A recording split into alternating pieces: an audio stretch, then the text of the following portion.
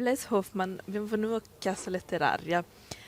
Dans votre livre Faire paysan, vous explorez les difficultés du monde agricole d'aujourd'hui, entre bureaucratie et défis environnementaux, tout en exprimant l'espoir d'un nouveau partenariat entre citadins et paysans. Quelle est selon vous la clé pour reconstruire ce lien de confiance entre les deux? Assez complexe.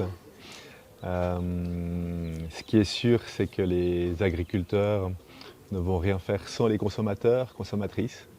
Et les consommateurs, consommatrices, les citadins, le 98% de la population ne va rien faire sans les paysans. Donc en gros, le programme de ce livre, Faire paysan, que j'ai écrit, c'est d'essayer de réunir ce monde-là sur des thématiques collectives, l'alimentation, le paysage, pour empoigner les combats qui est urgent d'aborder. Donc de la fourche à la fourchette, de la ville à la campagne, de s'entendre et de parler la même langue.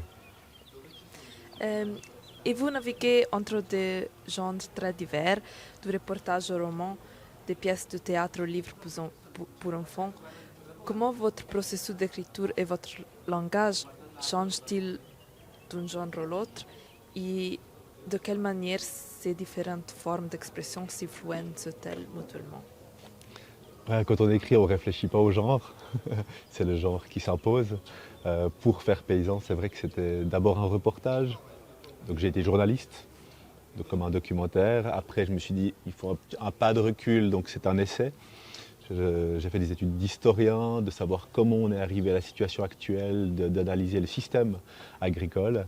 Et puis après, il y a encore un autre genre qui est celui de l'écrivain, où on essaye de montrer, de faire sentir, de mettre de l'émotion dans cet univers agricole. Donc ça c'est pour un livre, il y a 3 genres, et puis c'est vrai que j'aime bien mélanger, donc les livres jeunesse, on joue un peu plus avec la langue, il y a beaucoup de projets plus collectifs aussi qui permettent de ne pas travailler toujours tout seul.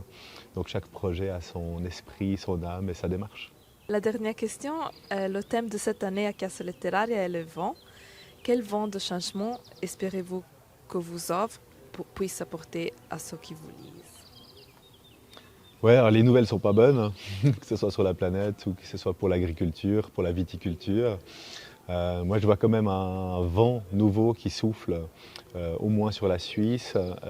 Il y a eu l'Ukraine qui nous a questionnés sur l'autosuffisance alimentaire, la pandémie qui nous a fait découvrir la vente directe, qui a parfois replongé des mains dans la terre chez certains citadins.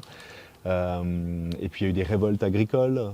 Il y a tout un questionnement nouveau. Et sur ce thème-là, en tout cas, je sens vraiment depuis 5 ans une autre attitude qui est un peu plus nuancée, où on aborde un peu plus la complexité de cette thématique-là et on a envie de faire quelque chose. Maintenant, il va falloir aller au bout de cette lutte. Merci. Merci à toi.